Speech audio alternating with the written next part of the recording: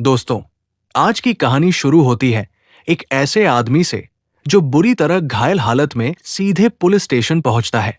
उसके कपड़ों पर खून लगा हुआ है, शरीर जख्मों से भरा हुआ है और उसकी हालत देखकर हर कोई हैरान रह जाता है। लेकिन असली झटका तब लगता है जब वो पुलिस वालों से कहता है कि उसने किसी का खून किया है और उसे गिरफ्तार कर लिया जाए। पुलिस वालों के लिए ये बहुत अजीब बात थी, क्योंकि आमतौर पर अपराधी पुलिस से भागते हैं, लेकिन ये आदमी खुद जेल जाने की मांग कर रहा था। जांच के बाद उस पर हत्या का केस चलता है और उसे 5 साल की सजा सुना दी जाती है। समय बीतता है और 3 साल बाद कहानी एक नए मोड़ पर पहुंचती है। एक सुनसान हाईवे पर एक भयानक कार दुर्घटना हुई होती है। पुलिस अधिकारी लोग अपनी टीम के साथ मौके पर पहुंचती है। पहली नजर में ये एक साधारण एक्सीडेंट लगता है, लेकिन जब शव की जांच होती है तो पता चलता है कि मामला कुछ और ही है। मृतक की पसलियां टूटी हुई थी, गर्दन और श्वास नली चकनाचूर थी और शरीर पर ऐसी चोटें थी जो किसी दुर्घटना की नहीं बल्कि किसी प्रशिक्षित फाइटर के हमले की निशानी थी। यानी ये एक हत्या थी। और सबसे हैरान करने वाली बात यह थी कि कातिल ने वहां एक खास निशान छोड़ रखा था, जैसे वो दुनिया को अपनी पहचान दिखाना चाहता हो। उधर जेल में बंद जैक नाम का कैदी टीवी पर यही खबर देखता है। खबर देखते ही उसके चेहरे का रंग बदल जाता है। वो तुरंत पुलिस अधिकारी लुक से मिलने की मांग करता है। जब उसकी बात नहीं सुनी जाती तो वो ऐसा हंगामा मचाता है कि पूरा जेल हिल जाता है। वो अकेले दर्जनों कैदियों से भिड़ जाता है। लोग उसे रोकने की कोशिश करते हैं, लेकिन जैक किसी तूफान की तरह सब पर भारी पड़ता है। आखिरकार पुलिस अधिकारी लोग उससे मिलने आती है। जैक उसे बताता है कि जिस आदमी की हत्या हुई है वो एक मशहूर बॉक्सर था और उसे पूरा यकीन है कि ये सिर्फ शुरुआत है। उसका कहना था कि कातिल जल्द ही एक और व्यक्ति को मारेगा। पहले तो लुक उसकी बात पर भरोसा नहीं करती, लेकिन जब जैक 8 लोगों के नाम बताता है और कहता है कि अगला शिकार इन्हीं में से कोई होगा, तो पुलिस चौकन्नी हो जाती है। इसी बीच असली कातिल दिखाई देता है। उसका नाम वोंग था। वो अपने अगले शिकार का नाम दीवार पर लिखता है और फिर उसे मारने निकल पड़ता है। उसका अगला निशाना एक मशहूर मार्शल आर्टिस्ट और मूर्तिकार था, जो कभी एशिया का चैंपियन फाइटर हुआ करता था। वोंग बिना किसी चेतावनी के उसके सामने पहुंचता है और कहता है कि आज दोनों के बीच लड़ाई होगी और हारने वाले की मौत निश्चित है। इसके बाद दोनों के बीच खतरनाक मुकाबला शुरू हो जाता है। फाइटर अपनी पूरी ताकत लगा देता है, लेकिन वोंग किसी मशीन की तरह लड़ता है। आखिरकार वो उसके पैर तोड़ देता है और एक जानलेवा किक से उसकी गर्दन तोड़कर उसे मार डालता है। जब पुलिस वहां पहुंचती है तो उन्हें फिर वही निशान मिलता है। अब लुक को यकीन हो जाता है कि जैक सच बोल रहा था। वो दोबारा जैक से मिलती है और उससे मदद मांगती है। तब जैक एक चौंकाने वाला खुलासा करता है। वो बताता है कि कातिल मार्शल आर्ट्स की अलग अलग विधाओं के उस्तादों को निशाना बना रहा है। पहला बॉक्सर था, दूसरा किकिंग मास्टर और अगला कोई रेसलिंग एक्सपर्ट हो सकता है। लुक मजबूर होकर जैक को अस्थायी रूप से जेल से बाहर निकाल देती है ताकि वो इस केस में मदद कर सके। इसके बाद दोनों मिलकर कातिल का पीछा शुरू करते हैं, लेकिन हर बार वे कुछ मिनट देर से पहुंचते हैं। वोंग उनसे एक कदम आगे निकल जाता है। वो एक रेसलिंग चैंपियन को भी बेरमी से मार देता है। जब जैक उसकी लाश देखता है तो सिर्फ चोटों को देखकर बता देता है कि उसे किस तकनीक से मारा गया है। यहीं से साफ हो जाता है कि जैक सिर्फ एक साधारण इंसान नहीं बल्कि मार्शल आर्ट्स का असाधारण मास्टर है। जांच के दौरान जैक की जिंदगी का अतीत भी सामने आता है। कभी वो एक मशहूर मार्शल आर्ट्स शिक्षक था, यहां तक कि पुलिस अधिकारियों को भी ट्रेनिंग देता था। लेकिन एक हादसे में उससे एक व्यक्ति की मौत हो गई और उसी अपराध बोध के कारण वो जेल पहुंच गया।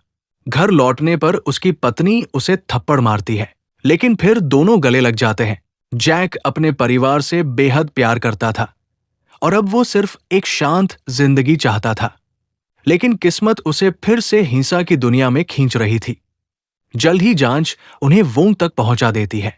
उन्हें पता चलता है कि वोंग अपनी बीमार पत्नी के साथ रहता था। उसकी पत्नी कैंसर से पीड़ित थी। वोंग उससे बेहद प्यार करता था, लेकिन उसकी बीमारी और गरीबी ने उसे मानसिक रूप से तोड़ दिया था। एक दिन गुस्से और निराशा में उसने अपनी ही पत्नी का गला घोंट दिया। उसी पल उसके अंदर कुछ टूट गया। अब उसे सिर्फ एक ही जुनून था, दुनिया का नंबर 1 फाइटर बनना। उसका मानना था कि सबसे ताकतवर बनने का एक ही तरीका है, हर उस इंसान को हराना जो उससे बेहतर हो, और अगर सामने वाला हार जाए तो उसे मार देना। यही वजह थी कि वो एक एक करके सभी महान फाइटर्स को खत्म कर रहा था। इसके बाद कहानी और खतरनाक हो जाती है। वोंग एक मशहूर एक्शन फिल्म स्टार को अपना अगला निशाना बनाता है। फिल्म की शूटिंग के बीच वो वहां पहुंच जाता है। सब लोग उसे पागल समझते हैं, लेकिन कुछ ही मिनटों में वो कई लोगों को घायल कर देता है। फिर उसकी और फिल्म स्टार की तलवारों से भयंकर लड़ाई होती है। ये फिल्म का सबसे शानदार एक्शन सीन बन जाता है। आखिरकार वोंग उसे भी मार डालता है। अब पूरा शहर डर के साए में जीने लगता है। मीडिया उसे कुंग फू किलर नाम दे देती है। पुलिस पर भारी दबाव बढ़ जाता है। उधर वोंग बार बार जैक को फोन करके उकसाता रहता है। वो कहता है कि सिर्फ जैक ही उसका असली प्रतिद्वंद्वी है। वो चाहता था कि जैक अपने अंदर के राक्षस को बाहर निकाले और पूरी ताकत से उससे लड़े। धीरे धीरे सच सामने आता है कि वोंग पिछले 3 सालों से जेल में जैक से मिलने जाता था। वो खुद को जैक का शिष्य मानता था। उसने जैक से बहुत कुछ सीखा था, लेकिन उसने उस ज्ञान का इस्तेमाल लोगों को बचाने के बजाय उन्हें मारने के लिए किया। जब पुलिस को यह सच पता चलता है तो उन्हें शक होता है कि कहीं जैक भी इस सब में शामिल तो नहीं। हालात इतने बिगड़ जाते हैं कि जैक को भागना पड़ता है। उधर वोंग पुलिस वालों को भी मारना शुरू कर देता है। अब मामला सिर्फ सीरियल किलिंग का नहीं रह जाता, ये एक युद्ध बन चुका था। आखिरकार जैक को पता चलता है कि वोंग का अगला शिकार कौन होगा।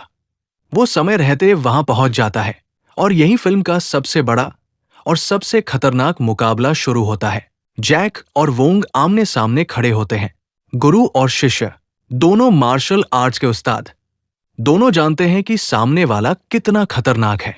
इसके बाद शुरू होती है ऐसी लड़ाई जो देखने वालों की सांसें रोक देती है।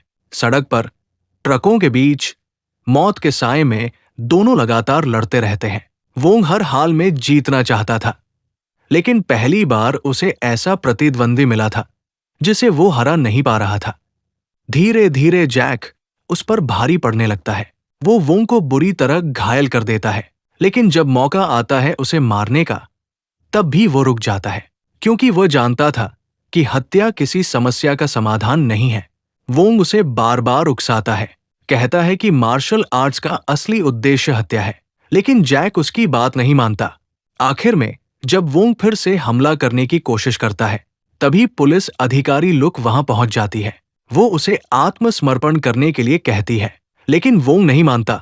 मजबूर होकर लुक गोली चला देती है और यही इस खूनी खेल का अंत हो जाता है। 3 महीने बाद जैक पूरी तरह ठीक हो जाता है।